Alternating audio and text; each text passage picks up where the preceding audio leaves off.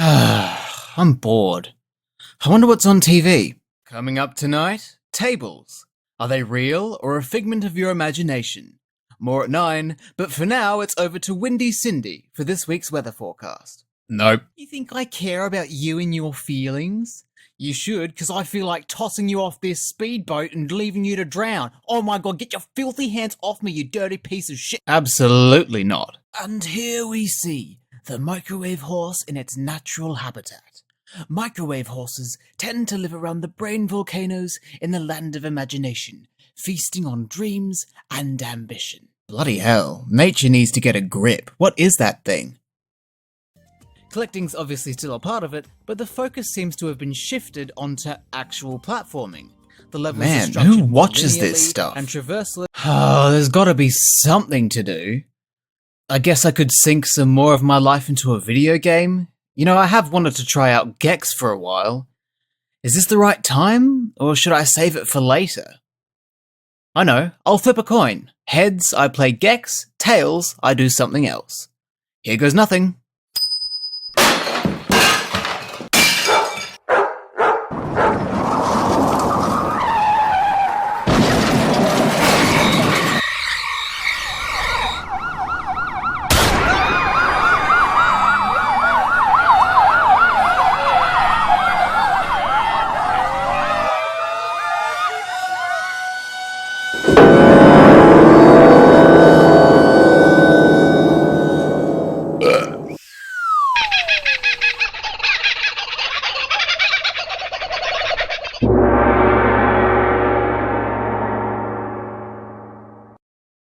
It's heads. Gex is a series I've not properly interacted with. I am aware of it, and I did briefly play Gex 3 Deep Cover Gecko during my childhood, but stopped because I was so scared playing the Sherlock Holmes level that I shit myself, and I never went back to it. That sort of thing annoys me. When I start a game, I have to see it through to the end, and I get annoyed when I don't. I never beat Gex 3, but it would feel wrong for me to start at Gex 3 and work my way backwards. So I've decided to make it my mission to finally beat Gex 3 by working my way up to it, starting at the beginning with Gex. Gex, as I understand it, is a series themed around TV and pop culture. But I am a newbie here, so it's probably a good idea that I pay attention to the opening of the game. We begin in a schoolyard on a sunny afternoon in Portugal. I don't know that it's Portugal, I'm just assuming that it's Portugal. One rather meek-looking boy is surrounded by a bunch of louder, more energetic classmates.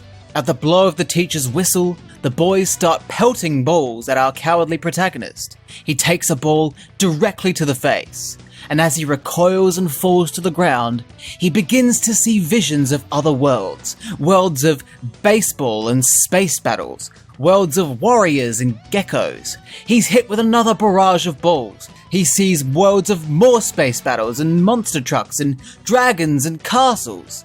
And then he dies.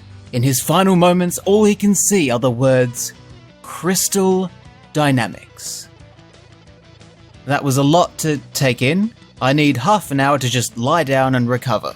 So it turns out, none of that had anything to do with Gex. That was just the studio advertising their own bullshit. And I got swept along by the narrative of an ad.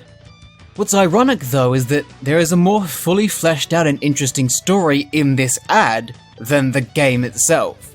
I'm sure there's probably a manual or some development bible out there that goes into detail about Gex's backstory and this game's compelling narrative, but this is what was passed on to me. Gex is a gecko that likes watching TV. One day, Gex is watching TV when some evil, sharp-toothed cyborg TV monk called Rez pulls Gex into a TV. Gex tries to fight his way out of the TV so he can go back to watching TV. This is one of those game plots that makes me go, okay, like there's not really a reason to be intimidated by Rez and want to beat him, and there's also not really a reason to root for Gex. There's not really any substance to it. I mean, it's passable and it makes sense for the game's whole approach to its theme, but I've seen better. What's interesting is that usually these cartoony mascot platformers feature a lovable main character. Your Marios, your Sonics, your Crashes and so on. They're often either cute or cool, or some mixture of the two. and they feature some sort of quirky personality. Gex fits the physical criteria of a lovable mascot character, but as far as personality goes, Gex makes me feel hollow. As far as I'm concerned, Gex is not a character. He is merely a vessel that spews out a range of pop culture references every sort of 3 seconds. Some might consider that a quirk, people are like that in real life, but I find them quite annoying. Those people rile me up, I just want to punch their teeth in. But I would never do that to Gex. As far as I can tell, he doesn't have teeth, so I'd have to punch his gums in. Those soft, wet gums. But yeah, Gex leaves a lot to be desired as a protagonist. Still looks cool though. Luckily, this game has gameplay to distract me from Gex's wearisome one-liners. Having been exposed to Gex 3, I was expecting a 3D game. This isn't that. This is a 2D platformer, and a mighty fine one at that. At a first glance, this game looks like any other 2D platformer. You jump around, you defeat enemies, you pick up collectibles, you're familiar with this sort of thing. If you've somehow stumbled your way in here without ever having seen this kind of game before, I honestly think you should be put to death. I mean, what are you contributing to society if you can't even work out what's going on here? You idiotic fool! Pick up a book! First impressions were alright. The gameplay seemed to be a bit run-of-the-mill, like yeah, it was decent, but I've seen it all before. I wasn't seeing anything that made me go, awooga? But then I discovered Gex's main unique selling point, and this is what helped Gex the character win me over. Gex is a gecko, and his being a gecko elevates what would be pretty generic gameplay. Gex has the innate ability to cling to walls and surfaces, which plays a part in traversing levels and pulling off some cool and original platforming.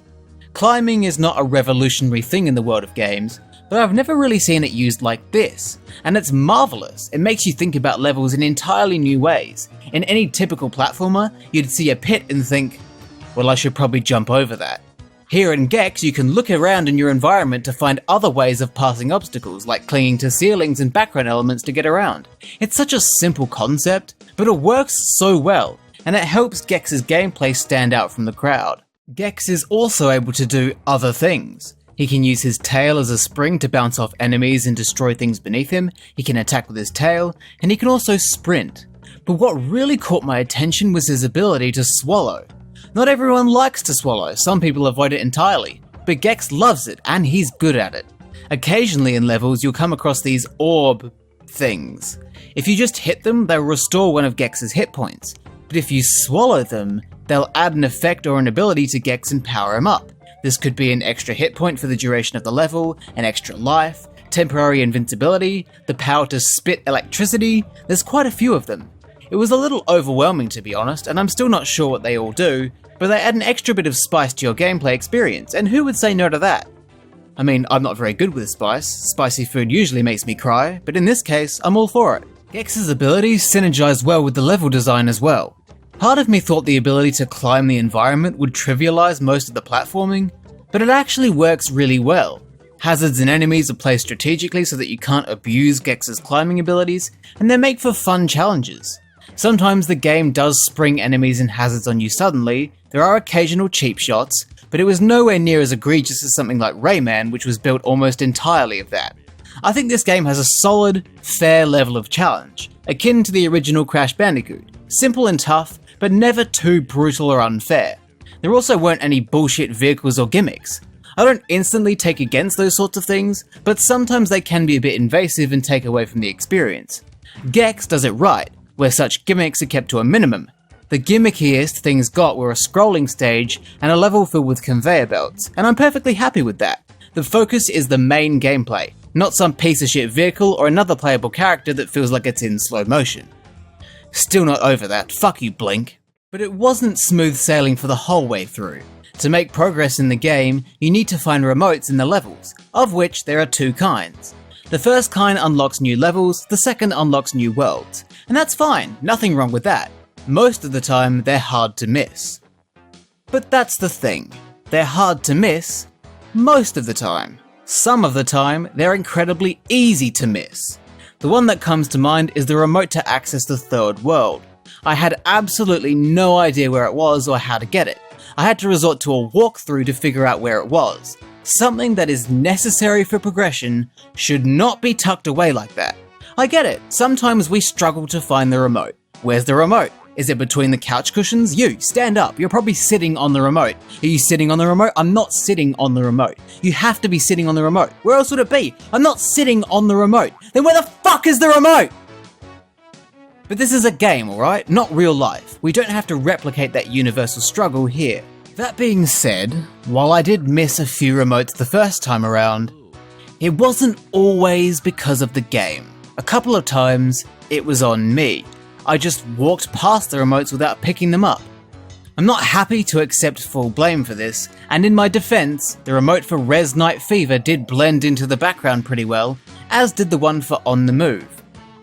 But yeah, it was a very humbling experience. I think I've gotten too comfortable, sitting here talking shit about games for the things they get wrong.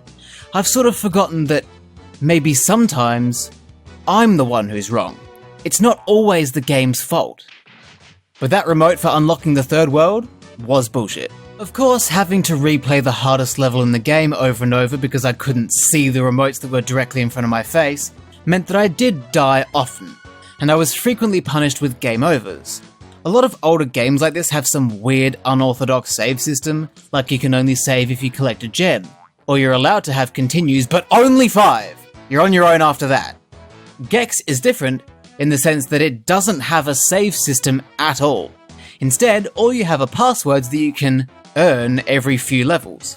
I don't know if the hardware just wasn't at the stage where saving was a thing, or maybe the developers were too busy playing dodgeball in a Portuguese schoolyard to implement a save system, but I wasn't prepared for it. I did embrace it though, and while it was annoying having to input passwords, giving me the time to seethe in the disappointment and embarrassment of my own crushing failure, it is better than even older games where you cannot recover your progress at all. So it's better than nothing. Though I would definitely prefer a memory card if the option was available. Those sweet, plastic memory cards with their shells sandwiching that precious data like a cheeseburger of progress and achievement of my younger days. Oh, how I miss them. You can find passwords in regular levels, but also when you defeat a boss. The bosses in this game are unhinged. Half the time, I don't know what the fuck is going on. The first boss I completely fluked. I beat it and I'm not entirely sure how. The second boss I did manage to figure out, but honestly, what kind of fucked up fart fetish shit is this? Whose idea was that? A superhero whose main method of attack is chugging some kind of liquid to get fat, and then farting to propel himself towards Gex? Jesus Christ. Is that supposed to be some sort of pop culture reference? Excuse me, Mr. Wells? The rest of the bosses were cool though. They weren't hard, but they were certainly unique. I still can't get over the fact that they decided to animate something so grotesque for a kid's game. And I hate the fact that I have to say they made it look pretty good. The whole game looks good actually. Because of the TV and pop culture theme, they had a lot of options. The prevalent themes are horror, cartoon, jungle, kung fu, and factory? They all look really good though, and capture the essence of their themes really well. That's as much as I'm willing to say. Calling one of the cartoon levels Twin Towers was bold, although I guess this was before that, so they had no way of knowing. And I'm also not sure about the whole kung fu theme either. Is it honoring the culture or is it racist? I don't know. I'm whiter than cum, so I'm in no position to comment on this. But I've said racism and now I'm panicking, so I think I'm just going to move on. This game's music is absolutely spectacular, very groovy and enjoyable to listen to, especially when Gex doesn't talk over it, announcing that this is New Jersey. With all that said, how's Gex? Well, it wasn't what I was expecting. I was expecting something 3D that was pretty cruisy and simple. What I got was a surprisingly fun and challenging 2D platformer with a gecko-style twist that was unique compared to what is conventional for the genre. It was very well presented and the whole concept of the game is great. Aside from the admittedly very weak story and Gex lacking substance as a character, and those few remotes that I struggled to find, be it the game's fault or otherwise, this game is great. I'm happy to report that Gex is a really solid game. Now, if you'll excuse me, I'm suffering very badly from athlete's foot, so I've got to try and get all this dead skin off. That was shit.